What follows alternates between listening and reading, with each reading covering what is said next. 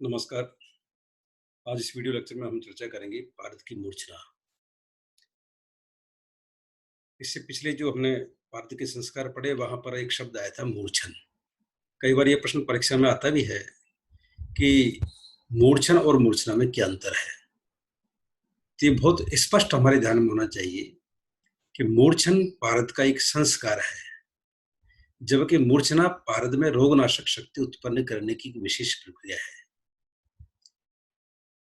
मूर्छन भारत में उपस्थित नागभंग आदि दोषों के निवारण करने के लिए मूर्छन संस्कार हेतु उल्लेखित त्रिफला, चित्रा, घृतकुमारी आदि द्रव्यों के साथ संपन्न किया जाता है और जिसका मात्र उद्देश्य भारत में उपस्थित दोषों का निवारणार्थी है। जबकि मूर्छना भारत के साथ गंधक अथवा गंधक के बिना भी अन्य द्रव्यों को साथ मिलाकर के औषधीय प्रयोग हेतु उसमें निश्चित रूप से रोगनाशक शक्ति उत्पन्न करना, जिसका उद्देश्य स्पष्ट करते हुए भी आचार्यों ने लिखा है कि मारितम देह सिद्धर्तम मूर्छितम व्याधि नाशनो रस भस्म क्वचित योगे देहार्थम मूर्छित क्वचित।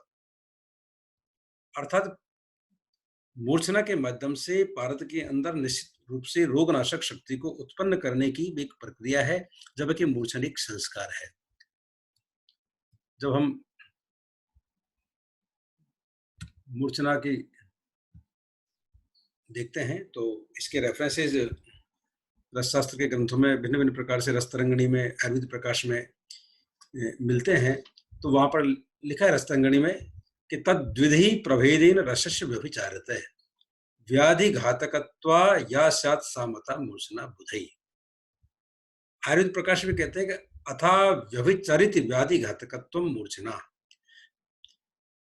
जिसको हम ये समझ सकते हैं कि भारत के साथ में गंधक को मिलाकर के अथवा गंधक को बिना मिलाए ही भारत में निश्चित रूप से रोगनाशक शक्ति उत्पन्न करने की जो प्रक्रिया है उसे भारत की मूर्छना कहते हैं। अब जब बनाते हैं तो उसके लक्षण क्या है, किस प्रकार का उसका स्वरूप दिखना चाहिए, तो उस संदर्भ में भी आचार्यों ने लिखा हुआ है बिल्कुल स्पष्ट कि वहां लिखा है कि गंधकेन रस प्राज्ञम सुदृढ़ मर्दयेत भिषक कज्जलावो यदा सूतो विहाय घन चापलम। भारत की जब मूर्छना करते हैं तो भारत अपने विहाय घन चापलम, अपनी गुरुता को और अपनी चपलता को छोड़ देता है। तो इसकी मूर्छना के प्रकार कौन कौन से हैं? तो मूर्छना को दो प्रकार हम समझ सकते हैं द्रव्य के घटक द्रव्यों के आधार पर। एक है सगंध मूर्छना और दूसरी है निर्गंध मूर्छना। गंधक के साथ में मिलाकर के जब भारत की मूर्छना की जाती है तो उसे सगंध मूर्छना कहेंगे, और बिना पारद के ही अन्य द्रव्यों के साथ मिला करके भी जब मूर्छना करते हैं तो उसे निर्गंध मूर्छना कहेंगे। सगंध मूर्छना और निर्गंध मूर्छना, इन दोनों ही मूर्छनाओं को अग्नि संयोग के आधार पर पुनः दो दो भेद किए गए हैं, शाग्नि सगंध मूर्छना, निरग्नि सगंध मूर्छना। इसी प्रकार से निर्गंध मूर्छना को भी शाग्नि सगंध मूर्छना और निरग्नि निर्गंध मूर्छना। ये रेफरेंस भी इसका इसी प्रकार का मिलता है। सगन निर्गंधाचे सगंधाचे मूर्छना द्विविधा मतः निर्गंधा गंधरहिता सगंधा गंध संयुक्ता। पुनः सगंध मूर्छना को जो भेद किए हैं वो धूम के आधार, अग्नि जो किस प्रक्रिया हम अग्नि की देते हैं तो वहां पर लिखा है कि सगंधा तो बहिर्धूम अंतर्धूम निर्धूम त्रिधा मतः। अंतर्धूम, बहिर्धूम और अधूम, जिसे निर्धूम भी कहते हैं। फिर इसके 5 प्रकार किए गए हैं। त्रिविधा अपि केवलम गंधपिष्टि गंधबद्ध गंधजीर्ण रसगंध कज्जली धातु पिष्टि भेदेन पंचधा। गंधपिष्टि, गंधबद्ध, गंधजीर्ण, रसगंध कज्जली और धातु पिष्टि, इस प्रकार से इसके 5 प्रकार के भेदों का उल्लेख किया गया है। गंध पिष्टि कज्जली गंधबद्ध, जब पारद को गंधक के साथ मिलाकर उसका जो एक बद्ध स्वरूप उसका हो जाता है तो उसको गंधबद्ध रस परपटी। भारत में गंधक को जीर्ण करके जो निर्माण करते हैं रसंदूर, उसका एक उदाहरण है। इसी प्रकार से रसगंध और धातु पिष्टि, तो धातु पिष्टि को भी 5 प्रकार के इसके भेद हैं। धातु पिष्टिश्च कनक है रजत सुल्व है घन सत्व कालाय सब प्रभेदे पंचधा। धातु पिष्टि 5 प्रकार से ये इसके उल्लेख किए गए हैं। यहाँ इसमें 3 लिखे हुए हैं, स्वर्ण पृष्ठि, रजत पृष्ठि, ताम्र पृष्ठि, अभ्रक सत्व पृष्ठि और लोह पृष्ठि। इस प्रकार से मूर्छना को हम समझ सकते हैं। अब पारद की जो औषधियों का निर्माण करते हैं, तो औषधियों का निर्माण के आधार पर उसको या तो निर्माण की प्रक्रिया के आधार पर, या निर्मित औषधि के स्वरूप के आधार पर, या उसमें जिन यंत्रों का प्रयोग करते हैं उनके आधार पर उसके 4 प्रकार किए गए हैं। खरलीय रसायन, परपटी रसायन, कुपीपक्व रसायन और पोटली रसायन। पारद से निर्मित होने वाले संपूर्ण जितने भी, चाहे वो हजारों की संख्या में योग हैं, उनको इन 4 वर्गों में हम विभक्त करते हैं। पहला है खरलीय रसायन। खरल जो होती है, तो जिस यंत्र का हम निर्माण करने के लिए प्रयोग करते हैं उसके आधार पर इसका नाम खरलीय रसायन। परपटी रसायन, ये औषधि का जो निर्मित औषध का स्वरूप है उसके आधार पर इसका नाम रखा है परपटी रसायन। कुपीपक्व रसायन, जो कुपीपक्व यंत्र है जिसमें इसका निर्माण करते हैं उसके आधार पर इसका नाम संज्ञा प्रदान की गई है, कुपीपक्व रसायन। और पोटली रसायन, ये भी एक जो निर्माण विधि का प्रक्रिया है उसके आधार पर इसका नामकरण किया गया है। पहला है खरलीय रसायन, जिसका हम प्रयोग करते हैं, इस खरल का प्रयोग करते हैं। खरल में पारद, गंधक या बिना गंधक के भी पारद के साथ अन्य घटक द्रव्यों को मिला करके जो औषध का निर्माण करते हैं उसे खरलीय रसायन कहते हैं। कुछ इसके उदाहरण हैं, जैसे त्रिभुवन कीर्ति, श्वास कुठार रस, हृदयार्णव रस, ये सब जितने भी औषध योग हैं इनका निर्माण खरल के माध्यम से ही किया जाता है, इसलिए इनको खरलीय रसायन कहा गया है।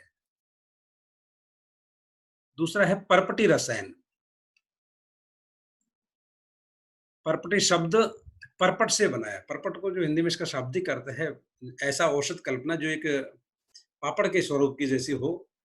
तो इस परपट जो अकारांत शब्द है, इसी में ई प्रत्यय लगने से परपटी शब्द बना है। द्रुत कज्जलिका मोच पत्रे चिपटी कृता, सपोटे परपटी से बालाध अखिलो रोगनोत।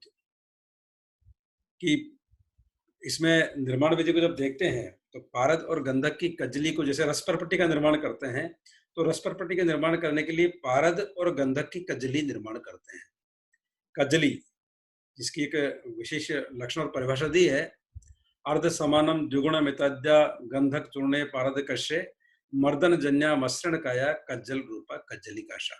शुद्ध पारद और शुद्ध गंधक को अर्ध समानम, अर्ध मात्रा में, समान मात्रा में, या द्विगुणम इति आद्या, दुगुनी, चार गुनी, षडगुण, इस प्रकार से उसको द्विगुणम इति आद्या ऐसा बना करके 8 गुना, 16 गुना, 32 गुना, 64 गुना, इस प्रकार के क्रमोत्तर उसकी उत्तरोत्तर वृद्धि करके शुद्ध पारद और गंधक की मात्रा को उत्तरोत्तर वृद्धि में जितनी, जैसी कज्जली हमको बनानी है वैसा उसको डाल करके और उसका मर्दन करते हैं, और जब तक वो निश्चंद्र, बिल्कुल चंद्रिका रहित होकर के कज्जल रूपा कज्जली का सा, कृष्ण वर्ण का काजल जैसा स्वरूप जो है उसका चूर्ण बन जाता है, उसको कज्जली कहते हैं।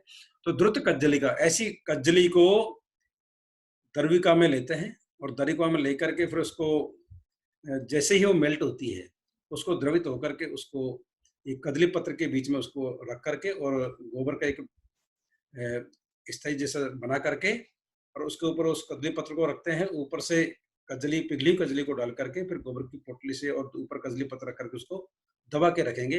तो जो रचना बनेगी हमारी कल्पना, वो परपट आकार की पापड़ जैसा एक पत्र बनेगा, जिसको परपटी कल्पना कहते हैं। इस प्रकार से एक रस परपटी का मैंने उदाहरण आपको यहाँ पर दिया। ऐसे विभिन्न प्रकार के अलग अलग धातुओं के संचूर्ण मिलाकर के, द्रव्यों को मिलाकर के, गंधक के साथ, बिना गंधक के साथ भी और बिना पारद के साथ भी कुछ परपटियों का उल्लेख है जिनका हम निर्माण करते हैं। इसका नामकरण मात्र इसके स्वरूप के आधार पर है। परपटी पाक परीक्षा, पाक के आधार पर परपटी को 3 प्रकार बताया गया, मृदु पाक, मध्यम पाक और खर पाक। कौन सी परपटी जब हम निर्माण कर रहे हैं तो ये मृदु पाक परपटी है, ये मध्यम पाक परपटी है, खर पाक परपटी है। तो इसकी 2 प्रकार से हम परीक्षा करते हैं, पाककालीन परीक्षा और पाकोत्तर परीक्षा। पाककालीन परीक्षा, मृदु पाक, तो पहली जो परपटी है मृदु पाक कैसी होगी, मयूर चंद्रिका कारम लिंगम यत्र दृश्यते तत्र सिद्धि विजानीयात मृदु नय अत्र संशय है। मयूर चंद्र, जब पिघला हुआ, जब मेल्ट किया हुआ जो हमारा द्रव्य है वो मयूर चंद्रिका आकार का होगा। तो ऐसा स्वरूप होने के बाद ही इसकी अगर हम पोटली परपटी बनाएंगे तो वह मृदु पाक परपटी निर्मित होगी। तावत स्थापिते यावत तेलाभो जायते, जो हमारा मेल्ट किया हुआ द्रव है वो तेलाभ जैसा होगा तो मध्यम पाक परपटी का निर्माण होगा। रक्त वर्णम भवेत यावत तावत पाच्यम प्रचालित, और यदि इसको पाक करते समय द्रव को दर्विका में जब देखते हैं और वो रक्त वर्ण का हो जाता है तो उससे निर्मित होने वाली परपटी खर पाक परपटी होगी। इसी तरह पाक के पश्चात जब परपटी का हम निर्माण कर लेते हैं तो उसके स्वरूप को देख करके, उसके लक्षणों को देख करके, यदि मृदु पाक परपटी है तो वहां पर लिखा है मृदौ ने सम्यक भंगोस्ती, उसको जब हम मोड़ते हैं तो ठीक प्रकार से टूटती नहीं, कई बार वो मुड़ जाती है, तो ऐसी को हम मृदु पाक कहेंगे। मृदु पाके न भंगा। मध्यम पाक, मध्य भंगस्य रूप, वो जो मध्यम पाक पकी हुई परपटी है उसको जैसे हम उसको तोड़ेंगे तो वो तुरंत टूट जाएगी, टूटने के बाद में रजत वर्ण जैसा उसका स्वरूप, उसके किनारे उसके दिखाई देंगे। खर पाक, खरे लघुर भवित भंगो रोक्ष लक्षणों रुणत छवि खरे चूर्णत्वम लोहितम, बिल्कुल लोहित वर्ण की बन जाएगी और वो खर स्वरूप में होगी, तुरंत हाथ लगाते ही टूट जाएगी वो, तो ऐसी परपटी को हम खर पाक परपटी कहते हैं, जिसे शास्त्रों में त्याज्य परपटी कहा है। उसका उपयोग चिकित्सा के दृष्टिकोण से नहीं करना चाहिए।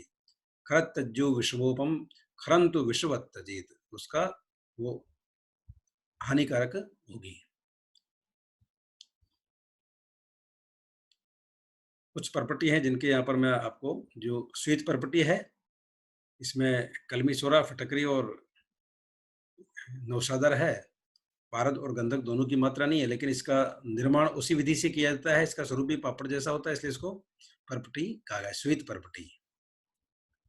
ये इसका निर्माण की हुई श्वेत परपटी का स्वरूप आप देखें, बिल्कुल ये मध्यम पाक की हुई परपटी है श्वेत परपटी। बोल परपटी के घटक द्रव्य है पारद, गंधक और बोलचूर्ण 2 भाग लेते हैं। इसी प्रकार से पंचामृत परपटी, पारद 8 भाग, गंधक 4 भाग, कांतलोह 2 भाग, वज्राभ्रक भस्म 1 भाग, ताम्र भस्म आधा भाग। तो इस प्रकार से इन सभी द्रव्यों को लेकर के और फिर इसको एक दर्विका में डाल करके थोड़ा घी लगा करके इसको गर्म करेंगे, जैसे ही मेल्ट होता है तो कदली पत्रों के मध्य में इनका निर्माण करेंगे। ऐसी और भी ये उदाहरण स्वरूप कुछ प्रॉपर्टी आपको लिखी है। ये बोल प्रॉपर्टी का स्वरूप है, पिघला हुआ पिसा हुआ पाउडर है, पंचामृत प्रॉपर्टी। अब है महत्वपूर्ण हमारी अगली जो कल्पना है वो है कोपी पक्व रसायन। कुप्याम अग्निना पक्वम यद रसायनम तत् कूपी पक्व रसायनम। कांच कूपी में रख करके बालुका यंत्र में जिसका निर्माण किया जाता है वो कूपी पक्व रसायन है। ये 2 प्रकार के हैं, सगंध कूपी पक्व रसायन और निर्गंध कूपी पक्व रसायन। ऐसे कूपी पक्व रसायन जिनमें गंधक का प्रयोग किया गया है उनको सगंध कहेंगे, और ऐसे कूपी पक्व रसायन जिनमें गंधक का प्रयोग नहीं किया गया है वो निर्गंध कूपी पक्व रसायन कहलाएंगे। सगंध कूपी पक्व रसायन में रस सिंदूर, मल सिंदूर, ताल सिंदूर, शिला सिंदूर, ये इसके कुछ उदाहरण हैं। निर्गंध कूपी पक्व रसायन में रसपुष्ट और रसकर्पूर इसके कुछ उदाहरण हैं। जो रस सिंदूर से हम निर्माण करते हैं तो औषधि किस प्रकार से हमें प्राप्त होती है उसके आधार पर भी इसका भेद किया है। गलस्थ या कंठस्थ, जो काच कूपी का ऊपरी भाग है वहां पर जो प्राप्त होने वाली उसको गलस्थ कहेंगे, कंठस्थ कहेंगे। जो अधोभाग में कूपी में मिलने वाली उसको तलस्थ या अधस्थ कहेंगे। और जो दोनों ही स्थानों पर मिलती है, पाक प्रक्रिया देने के बाद में निर्मित औषधि गलस्थ भी मिलती है और तलस्थ भी मिलती है, उसको उभयस्थ सिद्ध औषधि के आधार पर भेद किया गया है। जो निर्माण करते हैं कूपी पक्व रसायन का महत्वपूर्ण है। तो इसमें कांच कूपी बनाने के लिए जो कांच कूपी निर्माण हेतु आवश्यक द्रव्य हैं, कांच कूपी, मुल्तानी मिट्टी और बाकी फिर ये पूरी रसायन की दृष्टि से बालुका, लोह, सलाका आदि ये द्रव्य है। तो रससिंदूर निर्माण जब यदि हम यहाँ पर एक महत्वपूर्ण जो हमारा योग है रससिंदूर, उसके निर्माण करने के लिए शुद्ध पारद और शुद्ध गंधक लेते हैं। और शुद्ध पारद और शुद्ध गंधक को लेकर के अब ये रससिंदूर में समगुण गंधक कज्जली के दोनों बराबर मात्रा में लेंगे। द्विगुण गंधक कज्जली से बनाना है तो गंधक 2 भाग लेंगे। चतुर्गुण गंधक कज्जली से बनाना है तो 4 भाग गंधक 1 भाग पारद लेंगे। तो वही जो हमारी कज्जली की परिभाषा है, अर्ध समानम द्विगुण मिताजा गंधक चूर्ण पारद कशे मर्दन जन्या मसरण कया कज्जल रूपा कज्जली का सा। तो ये पारद और गंधक का जब हम मर्दन करते हैं तो निश्चंद्र कजली इस प्रकार की कृष्ण वर्ण की हमें प्राप्त होती है।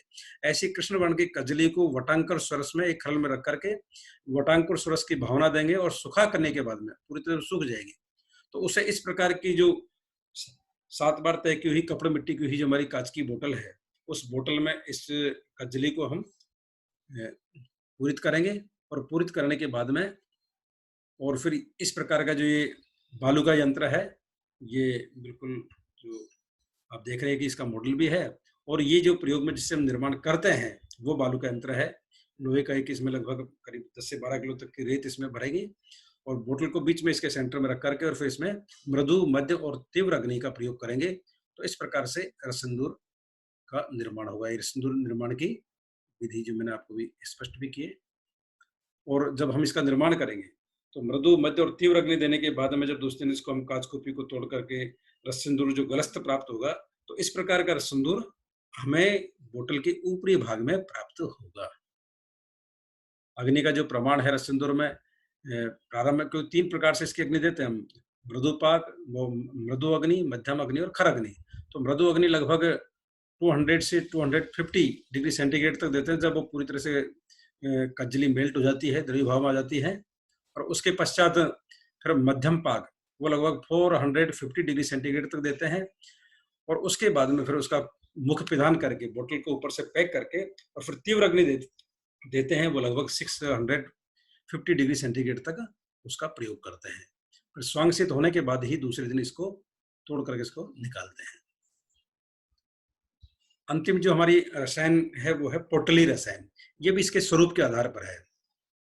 स्वरूप के आधार पर है।